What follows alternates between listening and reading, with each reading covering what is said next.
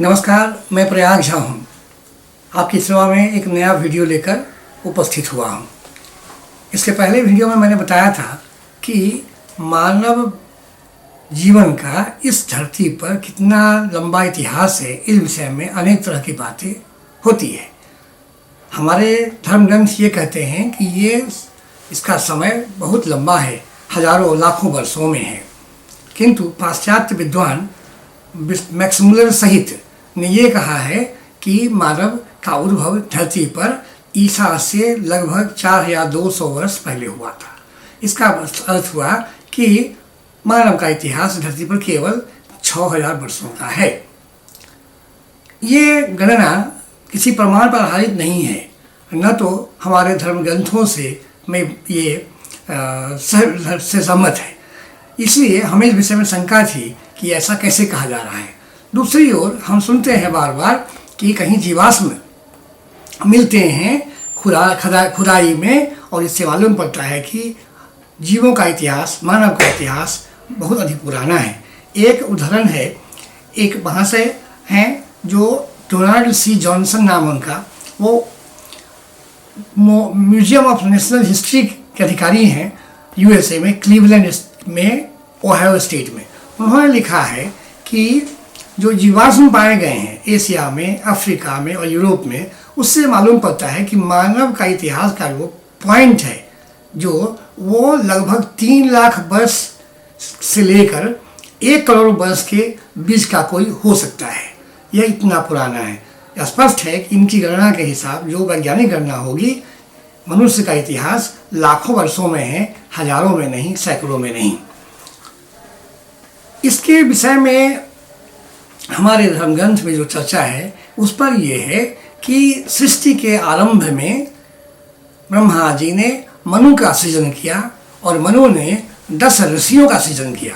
10 ऋषियों के उत्पन्न होने पर जिनके नाम हैं मरीचि, अत्रि, आंगिरा, पुलस्त, पुलह, क्रतु, प्रचेता, वशिष्ठ, भृगु और नारद। ऋषि परंपरा में गुरुकुल के अंदर ऋषियों को ट्रेनिंग दी जाती थी, प्रशिक्षण दिया जाता था। पढ़ाई, लिखना, ज्ञान, विज्ञान, साहित्य, भाषा, दर्शन और आचार, इन सारे विषयों पर चर्चा करते हुए सिखाकर उनको एक परफेक्ट, एक सब तरह से संपूर्ण व्यक्ति तैयार किया जाता था, जो समाज के लिए आदर्श स्थापित कर सके। मनु जी ने इन 10 ऋषियों को तैयार किया और उन्हें आदेश दिया कि आप सृष्टि की रचना करें। सृष्टि में मनुष्य है, वनस्पति हैं, दानव हैं, सर्प हैं, अनेक तरह के वृक्ष हैं, अनेक तरह के कीड़े मकोड़े हैं, ये सारे हैं जीव जंतु, प्राणी। मनु जी ने कहा इनको, ऋषियों को, कि आप इन सब चीज़ों की सृष्टि करें। ये ऋषि अलग अलग जगहों में चले गए, अलग देशों में चले गए, पृथ्वी के भिन्न भिन्न हिस्सों में चले गए और वहाँ उनको यही काम दिया गया, इसलिए वो काम में लग गए। आपने सुना होगा कि पुलस्त जो थे वो श्रीलंका गए थे और श्रीलंका में रावण के पूर्वज थे पुलस्त। उसी तरह से ये कहा जाता है कि अत्रि ऋषि जो थे वो इटली गए। इटली में अट्रियम शब्द बार बार उपयोग होता है, नाम में, जगह के नाम में, स्थान के नाम में और चीज़ों में। एट्रियम, मैक्सिमम, मैक्सिमा, इस तरह के फ्रेजेज का अनेक बार इस्तेमाल होता है। ये शब्द लगता है अत्रि ऋषि से ही संबद्ध है। भृगु ऋषि शुक्राचार्य के पूर्वज थे, जो शुक्राचार्य दानवों के गुरु थे। नारद विषय में कहा था कि देवर्षि थे वो। इसी तरह सारे ऋषि जो थे सब बड़े बड़े महान थे और निष्णात थे विद्या में, और अलग अलग देशों में जाके उन्होंने आर्य धर्म या सनातन धर्म की स्थापना की, सभ्यता संस्कृति को स्थापित किया। इस विषय में एक बात और कहना चाहता हूँ कि अपने देश में सनातन धर्म में 2 लोगों की बड़ी चर्चा होती है, वशिष्ठ और अगस्त्य। ऐसा कहा जाता है शास्त्रों में कि दोनों ही भाई थे और दोनों वरुण देवता के पुत्र थे। वशिष्ठ कई महाराजाओं के कुलगुरु थे, उनका आश्रम मेरु पर्वत था जो अभी उत्तराखंड में है। वहाँ उनका गुरुकुल था, उनका आश्रम था। अनेक वर्षों तक वो वहाँ रहते थे, तप करते थे और शिक्षा प्रदान करते थे। दूसरी तरफ उनके जो भाई अगस्त थे, उनका आश्रम था विंध्य पर्वत पर। विंध्य पर्वत में रहकर वह उनका भी आश्रम था, गुरुकुल था, और वहाँ से वो दक्षिण भारत के सारे राज्यों के लोगों को शिक्षा देते, उन्हें प्रशिक्षण देते, उनमें से ऋषि मुनि तैयार करते और विद्वान तैयार करते थे। तो अगस्त मुनि का प्रभाव अभी भी, आज भी अगर आप जानना चाहें तो तमिलनाडु के घर घर में अगस्त मुनि का नाम लिया जाता है। उनके विषय में कहा जाता है कि उन्होंने जो पत्रिका लिखी थी, जन्म पत्रिका लिखी हुई है, वो लाखों लोगों के जीवन से मिलता है और लाखों लोगों के जीवन की भविष्यवाणी की जा सकती है उनके आधार पर। तो इस तरह से अगस्त और वशिष्ठ दोनों ही बड़े बड़े विद्वान, ऋषि मुनि और शिक्षक तैयार करते थे। अभी ध्यान मैं दूंगा आपका इस पर, अगस्त मुनि पर। अगस्त मुनि ने ऐसे लोगों को तैयार किया जो द्रविड़ प्रदेश के थे और जिन्हें द्रविड़ ही कहा जाता था। ये लोग अनेक देशों में गए। द्रविड़ अपनी योग्यता, ये अधिकांश इसमें ब्राह्मण थे, अपनी योग्यता, निष्ठा, स्वच्छता इत्यादि के कारण इतने प्रसिद्ध थे कि विदेशों में उनका बहुत बड़ा वर्चस्व था। जब सृष्टि का निर्माण हुआ, खास विशेषकर यूरोप में, तो वहाँ द्रविड़ लोग ही गए थे। एक और बात कहने की है कि क्या ईसा मसीह और इस्लाम के उद्भव से पहले दुनिया भर में कोई धर्म था? यदि था तो कौन धर्म था वो? और उस तरह उसका कोई भी अवशेष या कोई भी प्रमाण बचा है क्या जिससे कहा जा सके कि वहाँ सनातन धर्म था? एक पुस्तक है, रेवरेंड थॉमस मॉरिस ने वो किताब लिखी है, उसका नाम है antiquities of India, A complete history of druids. Druids एक शब्द है जो एक विशेष प्रकार के व्यक्तियों के लिए उपयोग में लाया जाता है यूरोप में। ये वही द्रविड़ होंगे, ऐसा मेरा अनुमान है। द्रविड़ों के लिए ही ये शब्द का इस्तेमाल हुआ है। ये ड्रूइड्स ऐसे थे जो पुरोहित थे, शिक्षक थे, प्रशासक थे, ऋषि मुनि थे। सब चीज़ों में, सब जीवन के हर विधा में, हर क्षेत्र में इनका वर्चस्व था, इनका बहुत सम्मान होता था। तो थॉमस मॉरिस महोदय ने ये कहा है कि druids, the Brahmans of India, spread themselves widely from northern region to Asia, even to Siberia, past joining to Eastern Europe. Druids established first Oriental colony in British Island. It may be rationally concluded that British Islands received their first inhabitants from the eastern part of the world after the flood. The flood means pralay. The flood which had destroyed the races, plants and all animal kingdoms, and only few were left. So after this deluge, this flood, this pralay, these were the people who inhabited British Islands. इस बात की चर्चा Godfrey Higgins ने भी की है। उन्होंने एक बड़ी पुस्तक लिखी है जिसका पब्लिकेशन 1929 ईस्वी में हुआ था। उस पुस्तक का नाम है द केल्टिक ड्रूइड्स। उन्होंने लिखा है, in general a priest, a druid, a Brahmin could pass from India to Britain protected by his sacred character with perfect ease.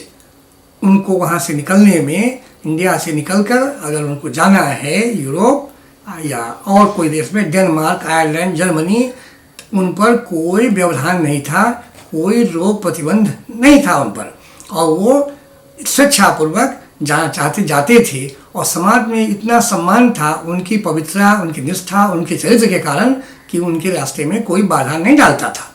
ये सब लोग यूरोप जाते ही रहते थे। इसलिए ये इस विषय में शंका नहीं होनी चाहिए कि इतनी दूर जगहों पर वो कैसे गए और क्यों गए। गॉडफ्री हिगिंस ने इस शंका के समाधान के लिए ही अपने पुस्तकों में विस्तार से चर्चा की है।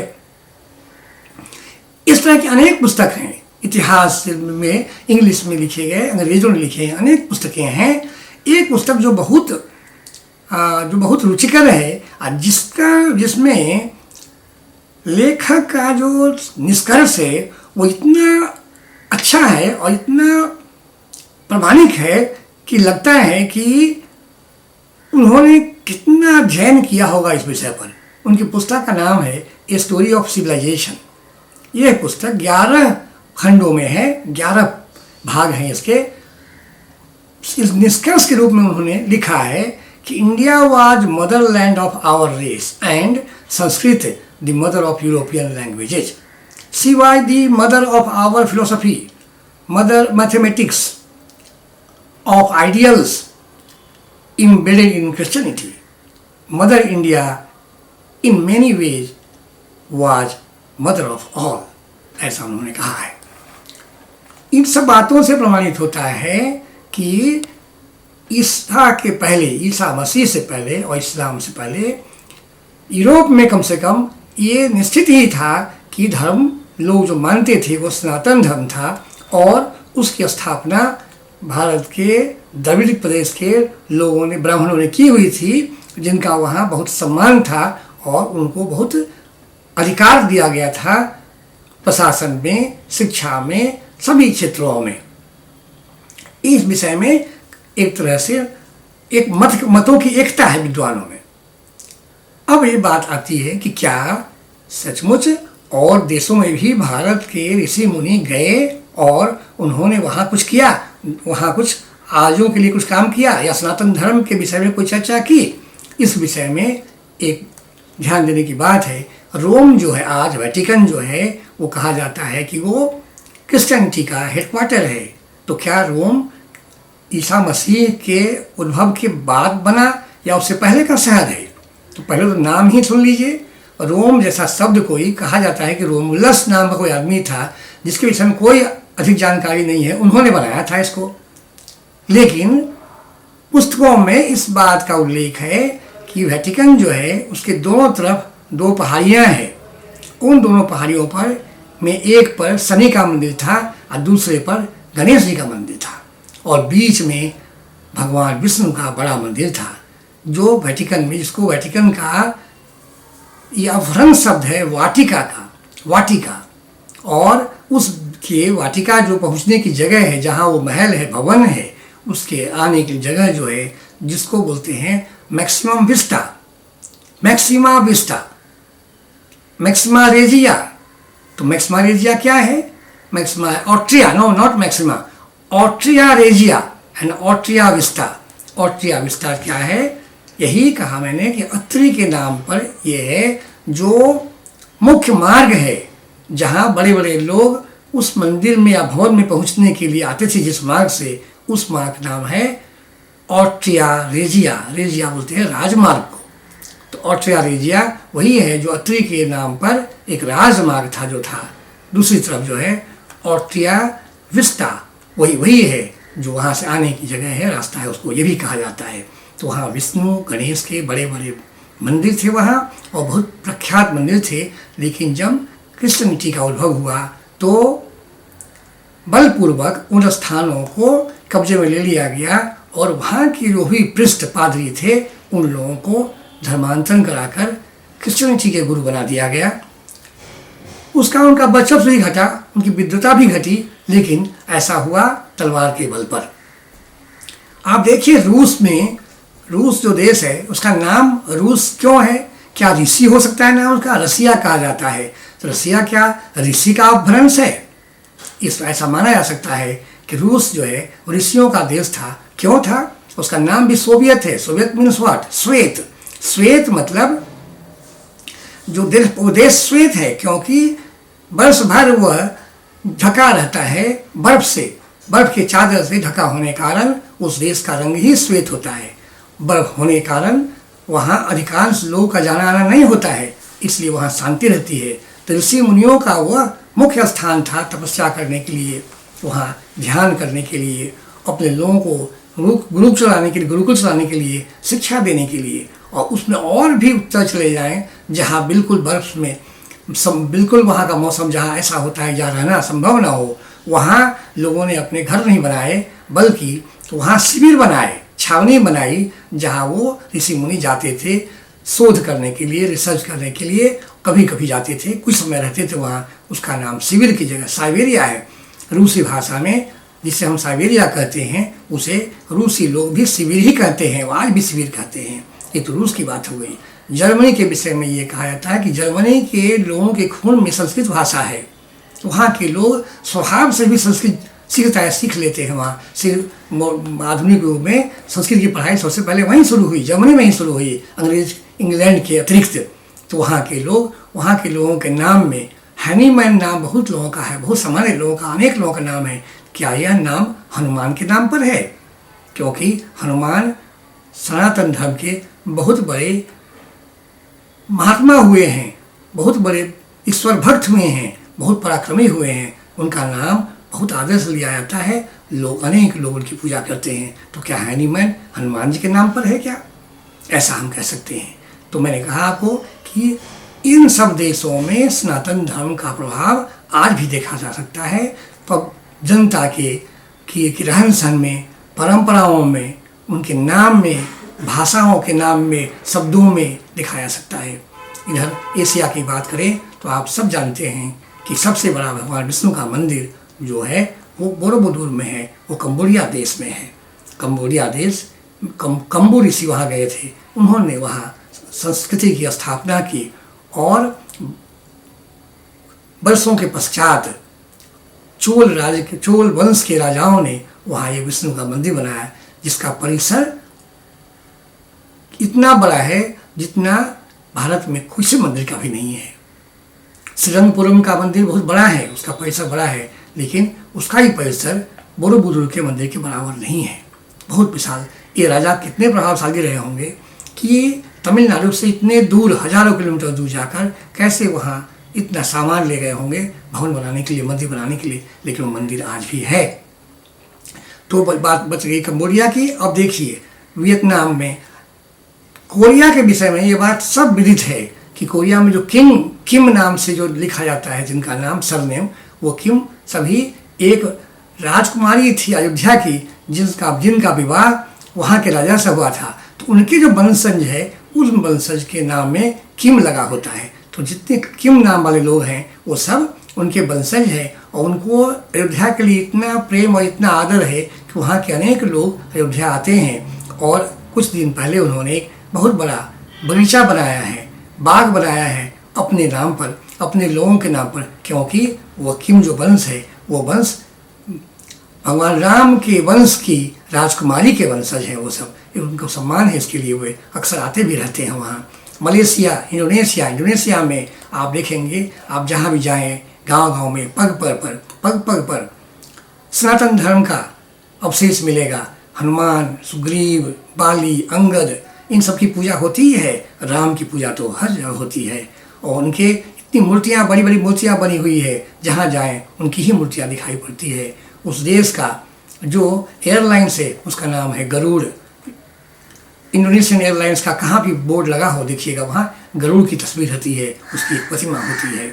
वैसे ही मलेशिया का है, वहाँ भी तमिलनाडु के लोग बसते थे, वहाँ रहते थे, पूरा हिंदू धर्म था वहाँ। बर्मा और थाईलैंड तो बहुत बाद तक लगता है कि 19वीं शताब्दी में भी, 20वीं शताब्दी तक भी वो भारत का ही हिस्सा था, आर्यवर्त का ही हिस्सा था। अंग्रेजों ने उसे अलग कर दिया। इन सब देशों में के राजा होते हैं वह राम से ही अपना नाम रखते हैं। राम 1, राम 2, राम 3, ऐसा उनकी उपाधि, उनकी पदवी होती है। राम के जीवन का इतना प्रभाव इन देशों में है। जापान तक में भी राम जो सूर्यवंशी राजा थे, उनके वंश की जो परंपराएं थी, उसका पालन वहाँ के राज परिवार में आज भी होता है। इधर एक और बात देखिएगा, ईरान में पुस्तक मिली है, सबसे पुरानी जो पुस्तक मिली है वो है जेन अवेस्टा। जेन अवेस्टा में एक शब्द आया है अरिया नाम। अरिया नाम उसी शब्द से ईरान भी बना है। अरिया नाम जो है वो संस्कृत के आर्या नाम का अभ्रंश है। आर्या नाम मतलब आर्यों का, जो देश आर्यों का देश था वही ईरान देश है। उस पुस्तक में, सबसे पुरानी पुस्तक में आर्या नाम लिखा हुआ है। इस तरह देखें आप और भी कि ईसा मसीह के आने के बाद धर्म के क्षेत्र में बड़ा परिवर्तन आया। बहुत जोर जबरदस्ती होने लगी, धर्मांतरण कराया गया। यूरोप में, रोम में खासकर ऐसा हुआ। ये ऐतिहासिक तथ्य है कि पैट्रिक नाम का एक व्यक्ति था जो बहुत निर्दयी, निष्ठुर और क्रूर था। उसने सनातनियों का वध किया और जितनी उनकी पुस्तकें थी उनको जला दी। ऐसा उस ज़माने में पुस्तक आसानी से नहीं उपलब्ध होती थी और लिखना भी आसान नहीं था। तो एक बड़ी पुस्तक को लिखी गई, उसी की पांडुलिपि होती थी और उसकी प्रति बनाकर दूसरे लोग उसको पढ़ते थे। तो कहा जाता है कि उन्होंने सारे घर घर से पुस्तकें निकाल ली, सनातन धर्म संबंधित, वेदों से संबंधित, उपनिषदों से संबंधित, और सबको एक जगह रखकर उन्होंने आग लगा दी। उसकी क्रूरता इतनी हुई कि क्रिश्चियनिटी के वहाँ जो वेटिकन के जो थे पादरी, उन्होंने उसे सेंटहुड की उपाधि दे दी, उन्हें सेंट पैट्रिक नाम दे दिया। ये क्रूरता और जोर जबरदस्ती करने का एक उदाहरण है। जो क्यों वो धर्म आज दिखता नहीं है यूरोप में, क्यों उसके ग्रंथ दिखते नहीं हैं, उसका कारण ये है कि ऐसे ऐसे लोग थे अत्याचारी, जिन्होंने धर्म के सारे अवशेषों को नष्ट कर दिया, मंदिर तोड़ दिए, वहाँ कब्जा करके दूसरे उसमें अपने अपने नाम लिखवा दिए, उस पर खुद रहने लगे। लोग जो पुराने ऋषि मुनि थे उनको कन्वर्ट कर दिया, धर्म बदल दिया उनका, सब क्रिश्चियन बना दिया। इस तरह से ऐसा उदाहरण एक गोवा में भी हुआ है। कुछ 100 वर्ष पहले वहाँ एक जेवियर नाम के व्यक्ति थे जो अपने को साधु कहते थे, सेंट थे वो। उन्होंने इतनी क्रूरता की थी, धर्म परिवर्तन कराने के लिए उन्होंने इतना अत्याचार किया जिसका कोई मिसाल नहीं है दुनिया में। उन्होंने लोगों को, गांव के लोगों को एक दिन में सबको क्रिश्चियन बना दिया। जितनी पुस्तकें घरों में थी जला दी उसको। जो उनकी बात नहीं मानता था, धर्म परिवर्तन नहीं करता था, उसको एक वहाँ उन्होंने पिलर बना रखा, पिलर, वो पिलर में बांध देते थे और उसके दोनों बाँह काट देते थे। इस तरह से वो आदमी मर जाता था। इतनी क्रूरता जिससे कि बाकी लोग डर के ही स्वयं क्रिश्चियन बन जाए, उन्होंने ऐसा किया था। उनका भी अभी भी बहुत सम्मान है क्रिश्चियन समाज में। सेंट जेवियर से हम लोग नाम सुनते हैं, जिनके नाम पर कई स्कूल और कॉलेजेज हैं सब तरफ। आप ध्यान देखेंगे, लगे ध्यान से, कैप्सन सी का उच्चारण जो है वो क्या, वो कश्यप ऋषि के नाम पर है। मेडिटेरियन सी वह धरती के मध्य में है, बीचों बीच है, तो उसका नाम मध्य मेधिनी भी था। ऐसा लगता है इतिहास पढ़ने से, अनेक पुस्तकों के पढ़ने से, खासकर पाश्चात्य लेखकों द्वारा लिखी हुई पुस्तकों को पढ़ने से, कि संसार भर में एक ही धर्म था, सनातन धर्म। उसी धर्म ने सारे लोगों को एक साथ बांध कर रखा था, एक साथ सबको मिला कर रखा था। सनातन धर्म ही ऐसा है इसमें सबके कल्याण की बात कही जाती है।